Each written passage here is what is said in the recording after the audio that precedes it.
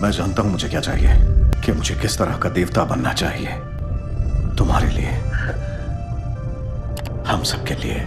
लोकी एक ये लॉफिसन एक फ्रॉस्ट जायंट था जिसको कि अडॉप्ट कर लिया था ओडिन ने और उसको एक ग्लोरियस पर्पस देने के लिए अपने पास पालता है। और यहीं पर लोकी की मुलाकात उसके भाई थॉर से होती जो कि बचपन से ही उसके साथ था। लेकिन जैसे ही जैसे लोकी बड़ा होता है उसे महसूस होता है कि एसगार्ड में उसके साथ अच्छा व्यवहार नहीं किया जा रहा है, इसलिए उसके मन में कॉन्स्पिरेसीज बनती जाती है। और उसके बाद एक दिन लोकी देशद्रोह कर देता है और उसके बाद हमें दिखाया जाता है कि लोकी थैनोस के साथ मिल गया है और एक दिन लोकी वही कारण बनता है जिसकी वजह से हमारे सभी एवेंजर्स एक साथ असेंबल हो जाते हैं और हमें वो कमाल का सीन देखने को मिलता है। फिर यहाँ पर एवेंजर्स लोकी को अरेस्ट कर लेते हैं। थॉर लोकी को एसगार्ड लेके जाता है और लोकी जेल में बंद रहता है। थॉर द डार्क वर्ल्ड में लोकी थॉर को ज्वाइन करता है जहाँ पर उसे पता चलता है कि उसकी गलती की वजह से उसकी माँ फ्रीगा मारी जा चुकी है। और तभी वो अचानक से पहुंच जाते हैं सकार प्लैनेट पर एक वार मॉल के जरिए। जब लोकी और थॉर सकार प्लैनेट पे थे यहाँ पर उनकी मुलाकात होती है उनके पुराने दोस्त ब्रूस बैनर जो कि हाल में ट्रांसफॉर्म हो चुका होता है और कई सालों से वहाँ पर होता है। और यहाँ पर टास्क मास्टर होता है जो कि सभी चैंपियंस को किडनैप करके रखता है ताकि वो दर्शकों का मनोरंजन कर सके। और इन लोगों में से थॉर भी शामिल था, लेकिन चूंकि लोकी बहुत ज्यादा होशियार था इसलिए वो टास्क मास्टर का दोस्त बन जाता है। जहाँ पर लोकी, थॉर, हल्क और वेलकरी मिलकर एक टीम बनाते हैं जो कि उसकी पुरानी बहन हेला से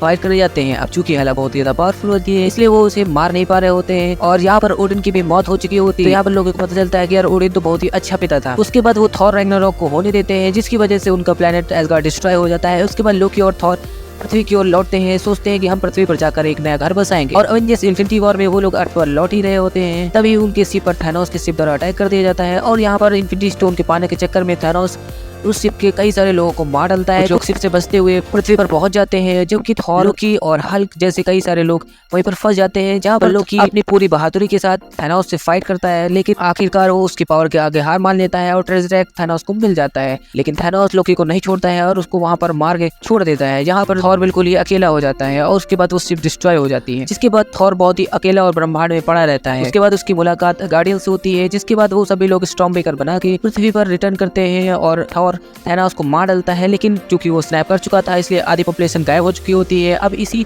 पॉपुलेशन को वापस लाने के लिए टोनी स्टार्क और कैप्टन अमेरिका टाइम मशीन का यूज करके 2012 में जाते हैं जहां पर लोकी फिर से एक बार ट्रेजरैक लेकर वहां से निकल लेता है। लेकिन चूंकि ट्रेजरैक लेकर निकलने वाली घटना समय के विधि के विधान में नहीं थी इसलिए वहां पर टीवीए वाले आ जाते हैं और लोकी को मंगोलिया में कैच कर लेते हैं। लोकी को कोई भी बातों को सुना नहीं जा रहा था। तभी वहां पर एक बंदा बैठा होता है जो कि कहता है मुझे लोकी की काबिलियत के बारे में सब कुछ पता है। और ये और कोई नहीं बल्कि उसका बेस्ट फ्रेंड होता है जो कि मोबियस होता है। मोबियस और लोकी की जर्नी इसके बाद शुरू हो जाती है जिसके बाद वो लोग लोकी को बचाने और लोकी के एक वेरिएंट को पकड़ने के पीछे पड़े रहते हैं जहाँ पर लोकी को पता चलता है कि वो वेरिएंट और कोई नहीं बल्कि सिल्वी है जो कि उसका ही एक रूप है। उसके बाद लोकी और सिल्वी एक दूसरे के कनेक्शन में आ जाते हैं और उसके बाद लोकी और सिल्वी टाइम क्रीपर्स को डिस्ट्रॉय कर देते हैं। लेकिन बाद में पता चलता है कि ये टाइम क्रीपर्स नकली हैं।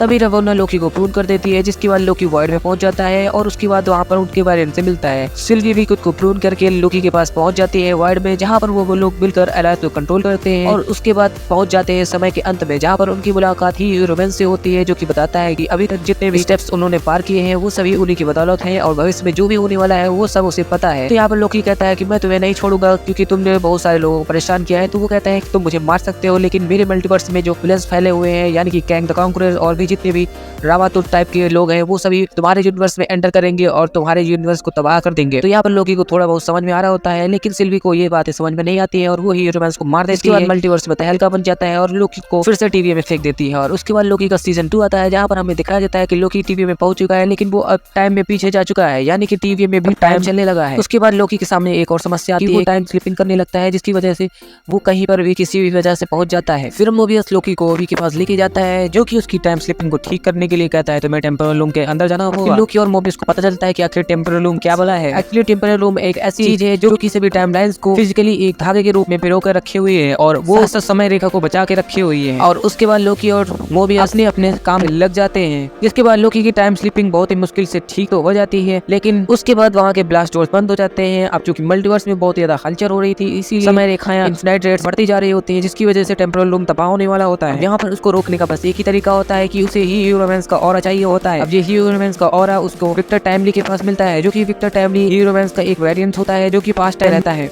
फिर लोकी और मोबियस उसे रवोना से बचाते हुए ईवीएम में लेके आते हैं। उसके बाद उसका ऑरा स्कैन करते हैं जहाँ पर उन्हें पता चलता है कि वो चाहे जितनी भी कोशिश कर ले उसकी तबाही को होने से बचा नहीं सकते हैं। तभी यहाँ पर लोकी कहता है कि यार जितना भी तुम लोग जानते हो साइंस वो मुझे सीखने में कितना समय लगेगा। तो वो लोग बताते हैं कि तुम्हें कई दशक लग सकते हैं या फिर कई साल भी लग सकते हैं। तो यहाँ पर लोकी तभी टाइम स्लिपिंग का यूज करते हुए सेंचुरीज बिता देता है और उसके बाद वो सभी फिजिक्स सीख लेता है। उसके बाद वो कई सारी एक्सपेरिमेंट करता है, लेकिन तब भी उसे पता चलता है कि वो चाहे जो कर ले ब्राइट रेट से बढ़ती हुई समय रेखाओं के भार को टेम्परल लूम संभाल नहीं पाएगा, जिसकी वजह से उसका तबाह होना पक्का है। तभी उसे पता चलता है क्यों ना वो अपने पुराने दोस्तों से मदद ले। तभी वो सबसे पहले यूरोमैंस के पास जाता है, जहाँ पर वो बताता है कि तुम चाहे जो भी कर लो टेम्परल लूम का तबाह होना पक्का है। और तभी यहाँ पर लोकी को टाइम को कंट्रोल करने की एबिलिटी भी मिल जाती है, और यहाँ पर वो कहता है कि मैं जरूर से जरूर कुछ ना कुछ करूंगा। और उसके बाद वो फिर वहाँ पर मोबियस के पास जाता है, जहाँ पर मोबियस उसे कहता है कि तुम चाहे जो भी कर लो, तुम्हें खुशी नहीं चुननी है, वो ही चुनना है। और उसके बाद वो सलाह लेने सिल्वी के पास जाता है कि तुम मुझे मारने आए हो, तुम मुझे मार नहीं सकते हो, मैं तुम्हें खुद को मारने नहीं दूंगी। और उसके बाद लोकी को समझ में आ जाता है कि वो चाहे जो भी कर ले, ये लोग उसकी बातों को नहीं समझने वाले हैं। और इसकी वजह से लोकी टाइम स्लिप करके उस प्रेजेंट टाइम में आ जाता है, जहाँ पर टेम्पल लूम डिस्ट्रॉय होने वाला होता है। और उसके बाद वो टेम्पल लूम के ड्रॉर्स खोल के उस टेम्पल लूम को ही तबाह कर देता है, जिसके बाद सभी टाइमलाइन्स मरने लगती हैं। लेकिन तभी पता चलता है कि लोकी सभी समय रेखाओं को जिंदा कर देता है और वहाँ पर एक इन्फिनाइट समय के लिए वॉक करता है, क्योंकि रेडिएशन बहुत ही ज्यादा होती है। इसलिए लोकी टाइम स्लिपिंग करके बार बार समय में वापस होकर खुद को यंग बनाते जाता है। और यहाँ पर लोकी की एज का कैलकुलेशन करना भी बहुत ज्यादा मुश्किल हो चुका होता है। और चूंकि लोकी ने सभी टाइमलाइन्स को जान दे रहा होता है, इसलिए लोकी के पास सभी इन्फिनिटी स्टोन्स की भी पावर आ चुकी होती है। उसके बाद लोकी आगे जाता है और सभी टाइमलाइन्स को पकड़कर एक ट्री के शेप में ढाल देता है, जिसे ट्री ऑफ यग्रासिल कहते हैं। और फिर हमें दिखाया जाता है कि मोबियस और सिल्वी एक दूसरे से बात कर रहे होते हैं, यहाँ पर मोबियस कहता है कि मैं इस समय को यूं ही गुजरने दूंगा। फिर हमें पता चलता है कि लोकी ये सभी बातें सुन रहा होता है, यानी कि लोकी का ग्लोरियस पर्पस पूरा हो चुका है। और उस ग्लोरियस पर्पस में उसका हमेशा से अकेला ही होना लिखा हुआ, लेकिन लोकी का ग्लोरियस पर्पस अभी भी फ्यूचर में कहीं पे भी सामने आ सकता है।